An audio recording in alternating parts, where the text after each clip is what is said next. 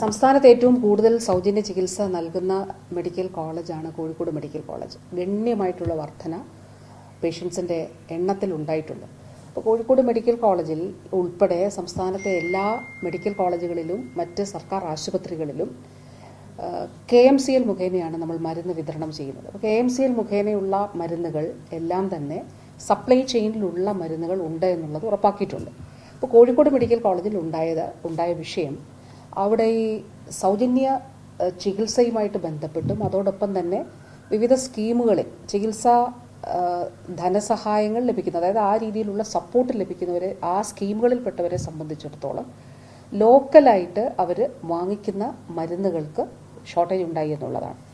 അപ്പോൾ അത് ഷോർട്ടേജ് ഉണ്ടായതിന് കാരണം ഈ ലോക്കൽ പ്രൊക്യൂർമെൻറ്റ് അവർ നടത്തുന്ന HDC, അവരുടെ ഹോസ്പിറ്റൽ കമ്മിറ്റിയുടെ ഫാർമസിയാണ് ഈ ലോക്കൽ പ്രൊക്യൂർമെൻറ്റിൻ്റെ മരുന്ന് വാങ്ങി സൂക്ഷിക്കുന്നത്. ആ മരുന്ന് വാങ്ങിക്കുന്ന കമ്പനികൾക്ക് അവർ കുടിശ്ശിക വന്നു എന്നുള്ളതാണ്. അത് ഉണ്ടായിട്ടുള്ള സാഹചര്യം ഇപ്പം നമുക്കറിയാം. ഒരു വർഷം കേന്ദ്രം നമുക്ക് 1 രൂപ പോലും തന്നിട്ടില്ല.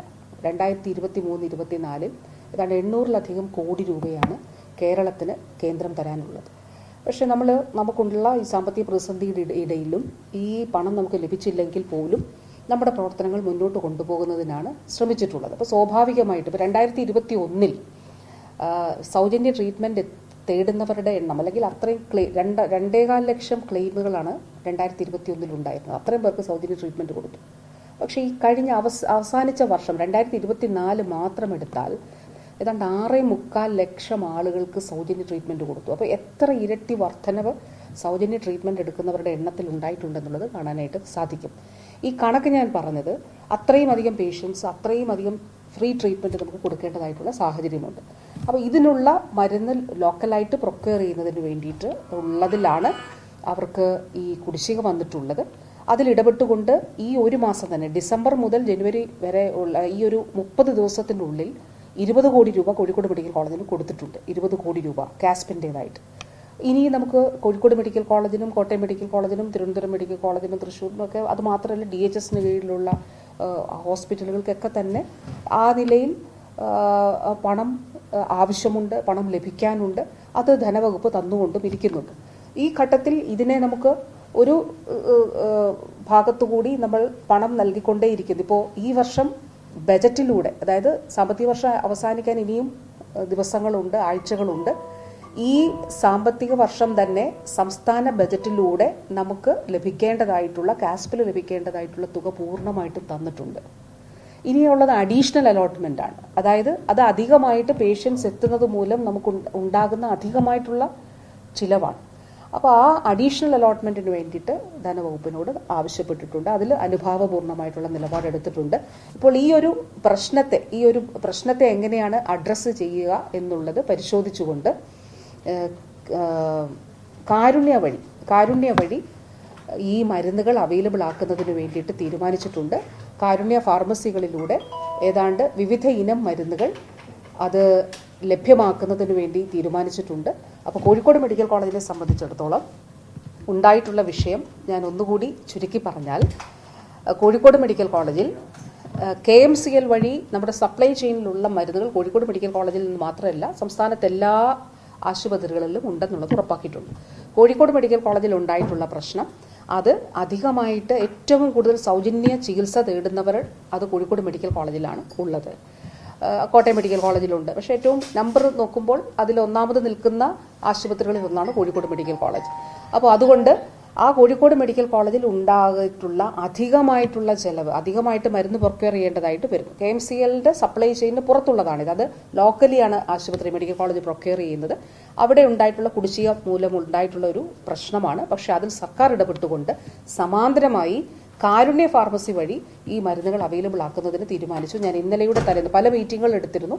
ഇന്നലെയുടെ തലേന്ന് എടുത്ത മീറ്റിങ്ങിൽ അതിൽ KMCLന്റെ MD ഉൾപ്പെടെ പങ്കെടുത്തുകൊണ്ട് അവരുടെ കാരുണ്യ ഫാർമസികൾ വഴി ഈ മെഡിസിൻ അവൈലബിൾ, അത് ലോക്കൽ പ്രൊക്യൂർമെൻറ്റ് പോലെ തന്നെ മെഡിക്കൽ കോളേജിന് കാരുണ്യ ഫാർമസിയിൽ നിന്ന് പ്രൊക്യൂർ ചെയ്യാൻ കഴിയും. അപ്പോൾ ഈ മെഡിസിൻസ് അവിടെ നിന്ന് ലഭ്യമാക്കുന്നതിന് വേണ്ടിയിട്ടുള്ള നടപടികൾ സ്വീകരിച്ചിട്ടുണ്ട്.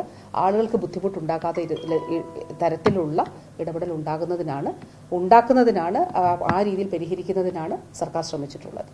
ഒക്ടോബർ വരെയുള്ള കുടിശ്ശിക 8 കോടി രൂപ നൽകാനുണ്ട് എന്നാണ് പറഞ്ഞത്. അപ്പോൾ അത് സർക്കാരിന്റെ കയ്യിലില്ല. ഞാൻ പറഞ്ഞല്ലോ, ആ സാഹചര്യം കയ്യിലില്ല എന്നുള്ളതല്ല, ആ സാഹചര്യം എങ്ങനെ ഉണ്ടായി എന്നുള്ളത് കൂടി നമ്മൾ കാണണം. അതായത് 2021 2.25 ലക്ഷം ആളുകൾക്കാണ് സൗജന്യ ട്രീറ്റ്മെന്റ് കൊടുത്തത്.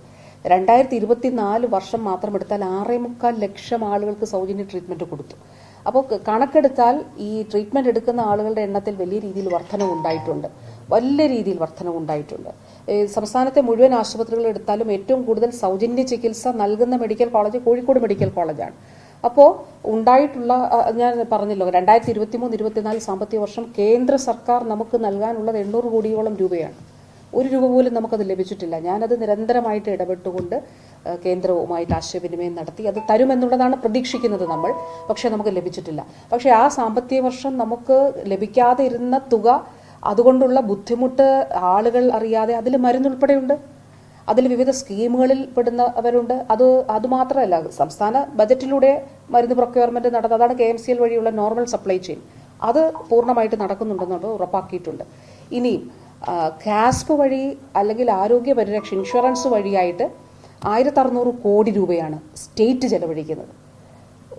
അതിൽ കൂടി ഈ വർഷം അതിൽ കൂടും. പക്ഷേ കേന്ദ്രം നമുക്ക് നൽകുന്നത് 150 കോടി രൂപയാണ്. അതായത് 1600 കോടി രൂപയാണ് സംസ്ഥാന സർക്കാർ ചെലവഴിക്കുന്നത്. നമ്മുടെ ഖജനാവിൽ നിന്ന് അല്ലെങ്കിൽ ധനവകുപ്പ് നമുക്ക് നൽകുന്ന 1600 കോടി രൂപയാണ്. കേന്ദ്ര സർക്കാർ നൽകുന്നത് 150 കോടി രൂപയാണ്. ആ വ്യത്യാസം നോക്കുക. അതായത് ഒരു 10% താഴെ, ആകെ സൗജന്യ ട്രീറ്റ്മെന്റിന്റെ 10% താഴെയാണ്. ഇത് വർദ്ധിപ്പിക്കണം എന്നുള്ളതാണ് കേരളം ഉൾപ്പെടെയുള്ള സംസ്ഥാനങ്ങൾ ആവശ്യപ്പെടുന്നത്. അപ്പോൾ കേരളത്തെ സംബന്ധിച്ചിടത്തോളം നാഷണൽ സ്റ്റാറ്റിസ്റ്റിക്കൽ സർവേയുടെ ഡേറ്റ പ്രസിദ്ധീകരിച്ചപ്പോൾ കണ്ടു, എപ്പോഴും രാജ്യത്ത് 1-ാം സ്ഥാനത്ത് ഔട്ട് ഓഫ് പോക്കറ്റ് എക്സ്പെൻഡിച്ചറുള്ള, അല്ലെങ്കിൽ സ്വന്തം പോക്കറ്റിൽ നിന്ന് ചെലവഴിക്കേണ്ടി വരുന്ന ആളുകൾ ഏറ്റവും ആ തുക കൂടുതലുള്ള സംസ്ഥാനം കേരളമായിരുന്നു.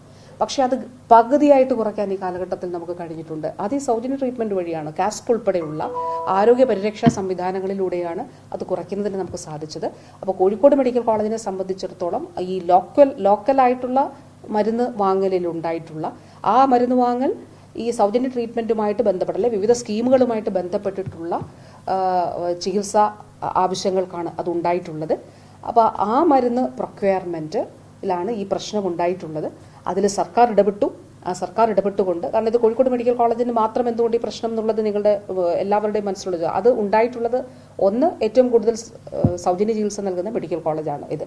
2, ഇത് സൗജന്യ ട്രീറ്റ്മെന്റിന്റെ ഭാഗമായിട്ട് നമ്മുടെ ലോക്കൽ നോർമൽ സപ്ലൈയിലുള്ള മെഡിസിൻസ്, അതിനപ്പുറത്തുള്ള മെഡിസിൻസ് ആണ് ഈ സ്കീമുകളിലൂടെ ആവശ്യമായിട്ട് വരുന്നത്.